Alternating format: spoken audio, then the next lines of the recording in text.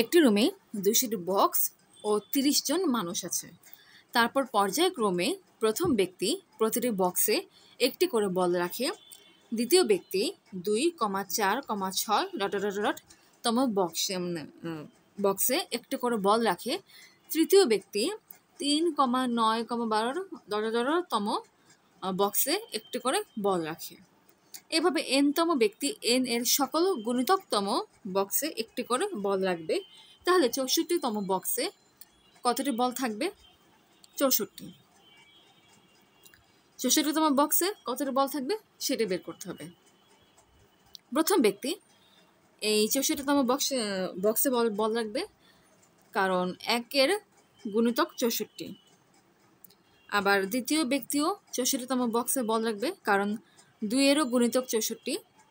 আবার তৃতীয় ব্যক্তি কিন্তু 64তম বক্সে বল রাখবে না, কারণ 3 এর কোনো গুণিতক 64 না। চতুর্থ ব্যক্তি 64তম বক্সে বল রাখবে, কারণ 4 এর গুণিতক 64। আবার পঞ্চম ব্যক্তি 64তম বক্সে বল রাখবে না, কারণ 5 এর কোনো গুণিতক 64 হয় না। একইভাবে ষষ্ঠ ব্যক্তি 64তম বক্সে বল রাখবে না, কারণ 6 এর কোনো গুণিতক 64 নয়। সপ্তম ব্যক্তি 64তম বক্সে বল রাখবে না, কারণ 7 এর কোনো গুণিতক 64 নয়। কিন্তু অষ্টম ব্যক্তি 64তম বক্সে বল রাখবে, কারণ 8 এর একটা গুণিতক হচ্ছে 64, 8 এর 64। এখন খেয়াল করো, এই সংখ্যা 4টার দিকে খেয়াল করো। 64 এই সংখ্যাটার গুণনীয়ক কিন্তু 1, 2, 4, 8 এক্সেট্রা। অতএব 64 এই সংখ্যাটার যদি গুণনীয়কগুলো বের করতে পারে তবে কিন্তু কাজ হয়ে যাবে। 64 এই সংখ্যাটার গুণনীয়ক হচ্ছে 1, 2, 4, 8, 16, 32, 64। 64 এর আর কোনো গুণনীয়ক নেই।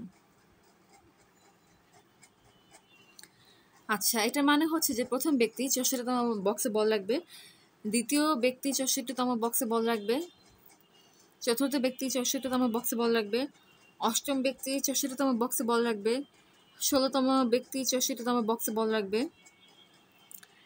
এরপর হচ্ছে 32তম ব্যক্তি 64তম বক্সে বল রাখবে, 64তম ব্যক্তি 64তম বক্সে বল রাখবে।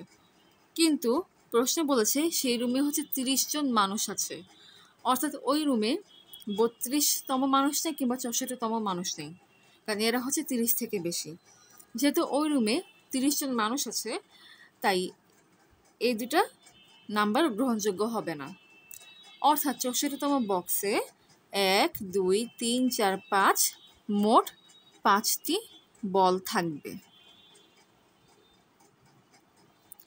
এটাই অ্যান্সার।